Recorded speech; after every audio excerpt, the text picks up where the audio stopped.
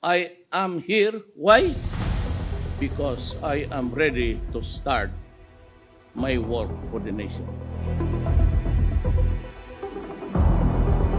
Mga pamana ng pagbabago.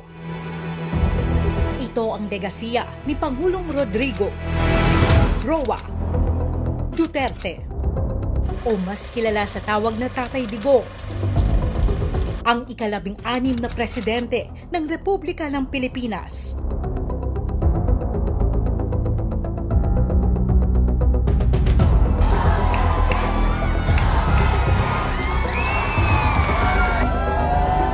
Sa loob ng 6 na taong panunungkulan, ipinakita niya ang tunay na diwa ng serbisyo publiko para sa mga Pilipino. Nilabanan ng droga at korupsyon sa gobyerno. Hindi natinag sa mga kalamidad at sakuna. Maging ang pagtama ng nakamamatay na coronavirus disease.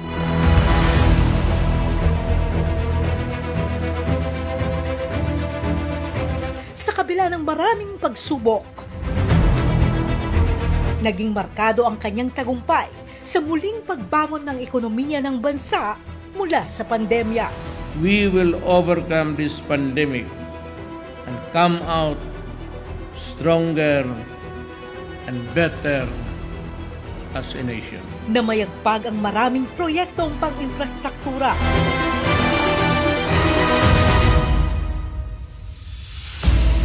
Ramdam din ng Pampanga ang marami niyang nagawa.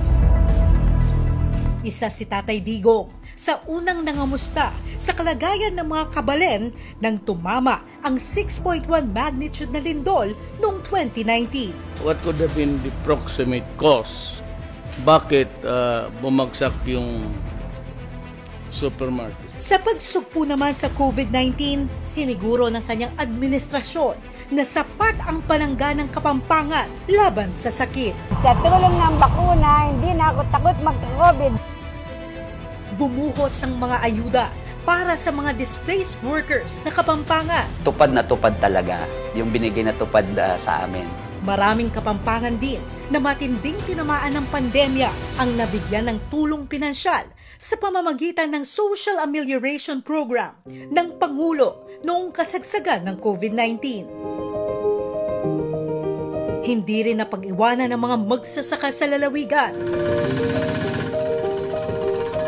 Sa suporta naman sa probinsya ng Pampanga bilang next megalopolis, ibinuhos ni Pangulong Duterte ang maraming proyekto at programa sa lalawigan. Itinayo sa Pampanga ang state-of-the-art facility ng new passenger terminal ng Clark International Airport sa tulong ng Build Project ng Administrasyong Duterte na kasalukuyan ng pinakikinabangan ng milyong-milyong Pilipino at dayuhang lumalapag sa bansa. Sa ngayon, nasa mahigit 250 milyong pasahero na ang nakapagbiyahe sa tulong ng mga domestic at international flights ng terminal. High-tech ang contactless features tulad ng check-in kiosk at bag drops para sa ligtas at mas kumbinyenteng traveling experience. This structure before us reflects the administration's unyielding commitment to improve the quality of life of every Filipino by providing big-ticket infrastructure projects such as this that will improve connectivity, mobility, create jobs, and disperse economic activity to the regions. Bukod sa pag-usbong ng turismo, nagbukas din ito ng maraming trabaho sa libo-libong manggagawang naapektuhan ng pandemya. Dahil naman sa patuloy na pag-asenso ng gitnang Luzon at bilang sagot na rin sa traffic sa Maynila, itinatayo na rin ngayon ang 54-kilometer Malolos-Clark Railway o PNR Clark Phase 2 project. Bahagi ito ng 147-kilometer North-South Railway project ni Pangulong Duterte para makonekta ang Clark International Airport sa Maynila at Calamba City sa taong 2025. A rail facility reducing travel time Airport Express service will reduce travel time from Makati to Clark from more than 2 hours by land. You will only be traveling 55 minutes. May 6 na station mula Kalumpit, Apalit, City of San Fernando, Angeles City, Clark at Clark International Airport. Natiyak na magpapabilis sa biyahe at magbibigay ng hanap buhay sa maraming Pilipino. Sa tulong din ng Duterte administration, malapit nang matapos ang multi-billion bypass road project sa probinsya. Tinawag itong Pampanga Southern Bypass Road Project na magkokonekta sa bayan ng Santo Tomas, Buagua, Minalin, Sasmuan at Lubao para maresolba ang matagal ng problema sa kalsada sa mga major thoroughfares at highways sa Pampanga. Sa tulong ng pamahalaang Duterte, mas pinalakas ang mga healthcare facilities sa probinsya.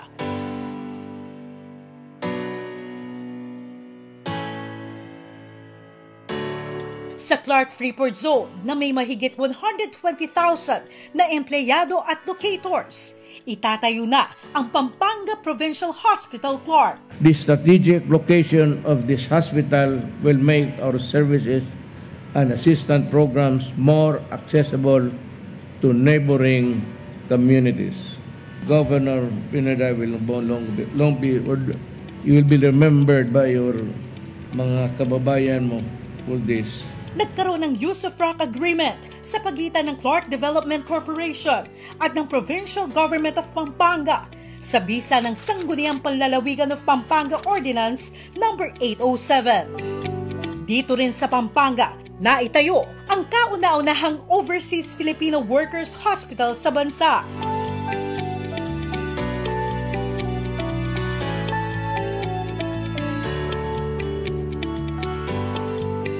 Sa tulong ng Bloomberry Foundation, PAGCOR, Department of Labor and Employment, at Provincial Government ng Pampanga. Ito ang napakalaking handog ng legacy ng ating Pangulo para sa mga OFW.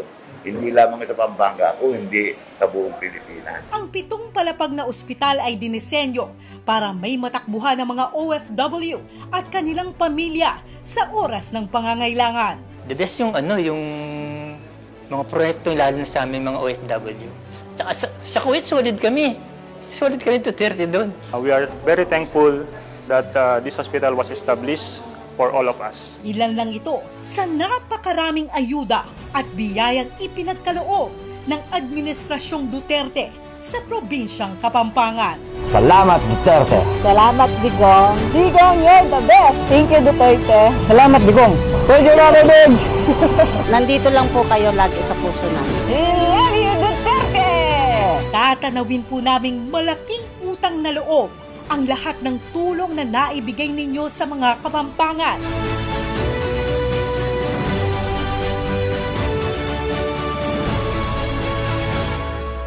Muli po, maraming salamat po, Tatay Digong.